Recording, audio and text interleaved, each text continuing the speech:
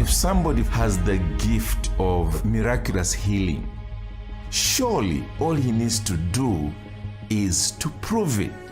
But let's face it, we've been battling with COVID, and the so-called miracle workers went into hiding together with us.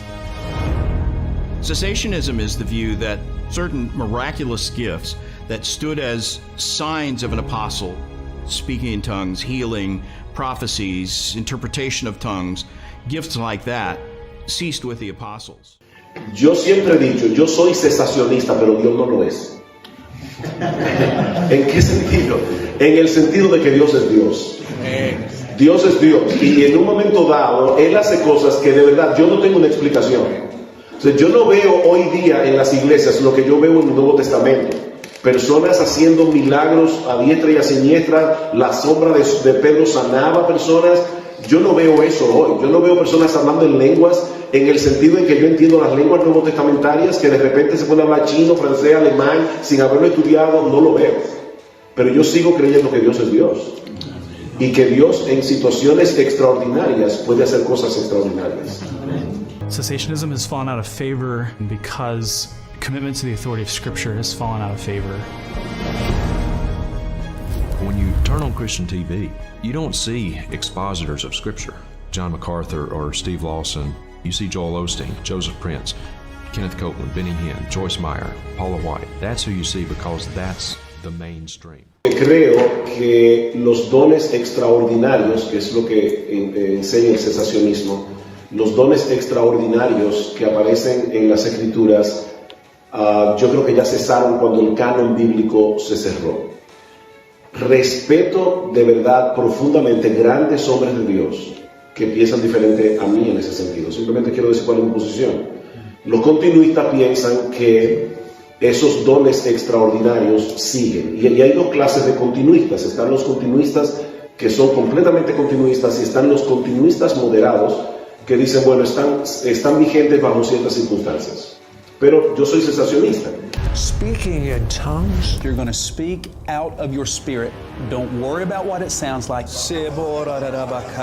Our understanding of speaking in tongues must be guided by the Scriptures, not our feelings. They were known languages that were capable of interpretation, and not everybody speaks in tongues. Planteamos básicamente que los dones, que podemos dividir en dones ordinarios y extraordinarios, los dones extraordinarios que tengan que ver con profecías, sanaciones, dones de lenguas, son dones que cesaron en nuestra postura por el cumplimiento de sus propósitos, por los cuales Dios lo asignó a la iglesia primitiva por medio de su Espíritu Santo. Eso significa que nosotros creemos y sabemos que nuestros hermanos comparten la postura de que la Biblia es nuestra única regla y autoridad para nosotros llevar nuestra vida cristiana y llevar las normas de nuestras iglesias. Aunque podamos quizás llamar o usar una nomenclatura diferente para algunas expresiones o experiencias cristianas que nosotros tenemos, nosotros catalogamos algunas de esas experiencias dentro del ámbito de lo normal y no de los dones extraordinarios, que es lo que nuestros hermanos pues utilizan, en el aspecto de que nosotros podemos decir en un sentido, el Señor me está guiando a tal cosa o el Señor ha puesto en mi corazón, ese tipo de lenguaje que nosotros podemos utilizar para nuestros hermanos con la postura continuista es una manifestación de los dones del Espíritu, que nosotros históricamente llamamos pues a una iluminación, un obrar, un guiar, una inclinación del Espíritu Para Santo. referirse más o menos a un mismo evento. En la mayoría de los casos. Voy a claro porque sí hay otros casos que lo llevan a otros extremos. Exacto. Donde se creen a sí mismos profetas o apóstoles y hasta hablar con cierto nivel de autoridad. Exacto. Son papas del evangelicalismo, si podemos así decirlo. Y en eso todos estamos de acuerdo que no es lo correcto. If God speaks, it must be infallible, inerrant, and authoritative. And the Lord said to me, "Will you howl for me?" I said, "Don't ask me to do that, Lord."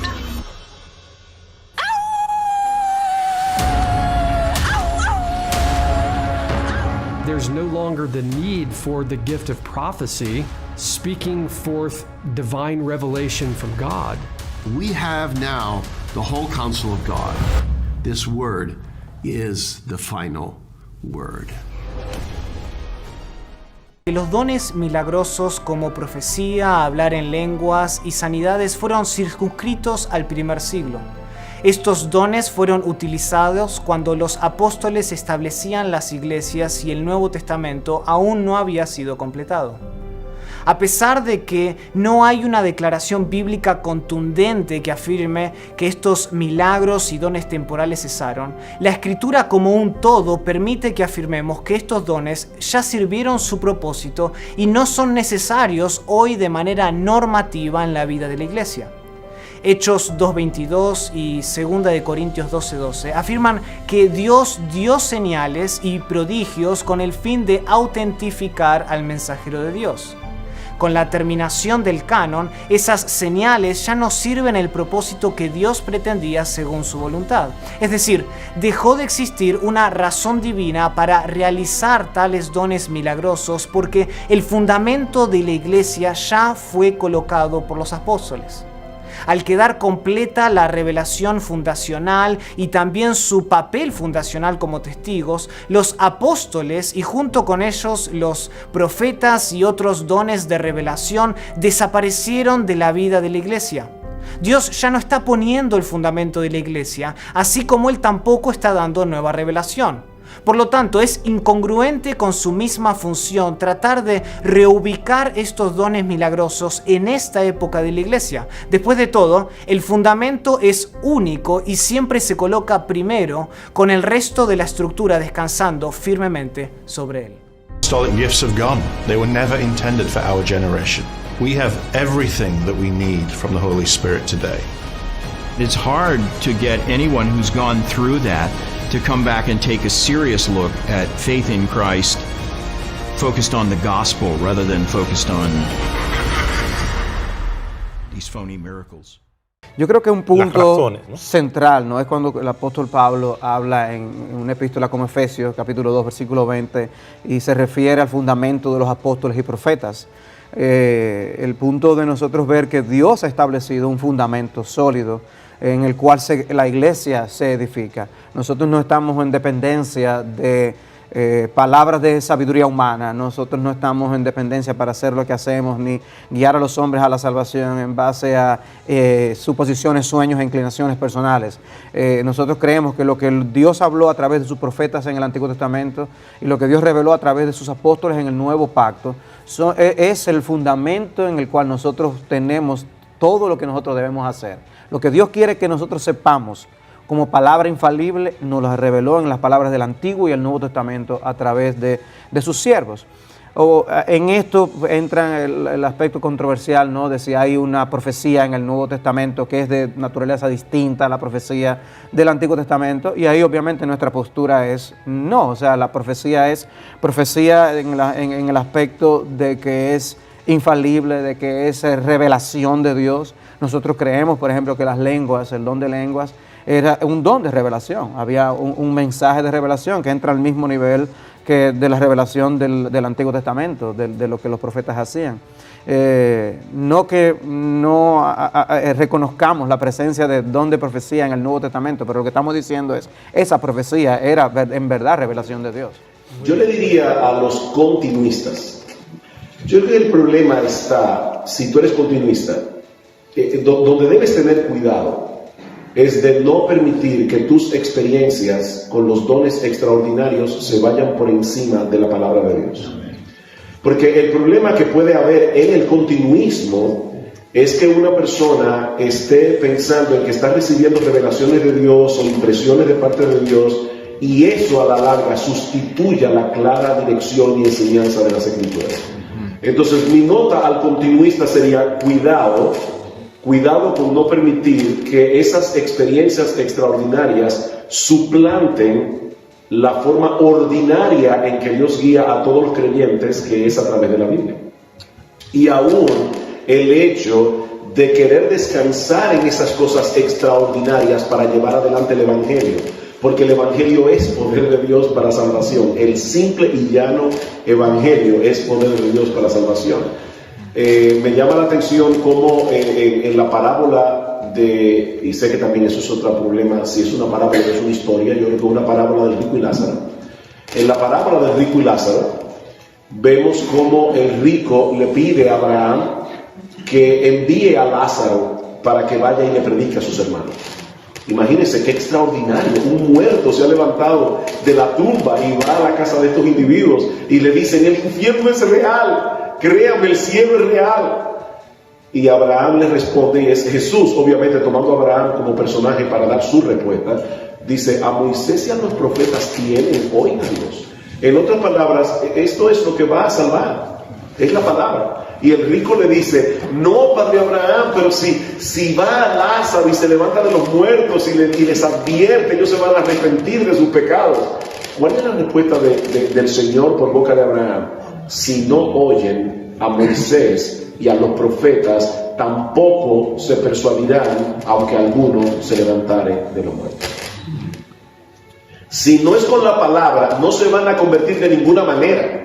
Y de hecho, en el Evangelio de Juan, tenemos una ilustración de eso, precisamente con alguien llamado Lázaro. Cristo resucitó a Lázaro, ¿recuerdan? ¿Y qué hicieron los fariseos? Trataron de matar a Jesús y a Lázaro. Entonces, con todo y la resurrección de Lázaro no creyeron, porque lo que salva es la palabra de Dios. Entonces, ese sería mi consejo a los continuistas. Sigue descansando en la palabra más que cualquier otra cosa, más que cualquier otra cosa. No, ni para el evangelismo, ni para la guía del Señor en tu vida. Cuidado con esas impresiones. ¿Saben cuántas veces nosotros hemos oído personas que dicen, wow, eso fue del Señor? Mira, yo hice tal cosa y de repente llegué y me encontré con no sé quién, y al poco tiempo se da cuenta que esa decisión fue una decisión equivocada. Entonces, esas impresiones no siempre son reales. El hecho de ser cesacionista no elimina el hecho de que nosotros creemos en un Dios soberano. Tanto continuistas como cesacionistas creemos en un Dios soberano que tiene su propia autoridad para hacer cuanto Él quiere en el reino de los hombres, ya sea para mostrar su compasión, ya sea para emitir juicio, ya sea para salvación. Obviamente, ¿quién puede ponerle esos límites a Dios? Él obviamente nos da una revelación y nosotros entendemos que Él tiene sus propósitos, es un Dios de orden y si estudiamos las Escrituras desde Génesis hasta Apocalipsis, podemos rastrear un hilo conector. Pero elimina el hecho de que nosotros digamos que ya Dios no está hablando a través de los hombres porque tenemos una revelación completa, que nosotros no podemos creer que Él interviene cuando oramos para que Él sane. Creemos en la exhortación a orar para que Dios sane a los enfermos. Lo que no estamos hablando es de que eso necesita un intermediario humano para que Dios lo haga. Dios sigue utilizando nuestras oraciones como el medio que Él escucha para actuar en muchas ocasiones. ¿O quién elimina que si Dios quiere obrar en medio de una tribu donde hay realmente pocos elementos de comunicación disponibles para Él soberanamente hacer una manifestación en una persona, ¿quién puede eliminar esto? Pero eso no es lo mismo que tener una teología continuista. Exacto. O sea, en ese aspecto tenemos que reconocer que Dios es Dios. Amén. Amén.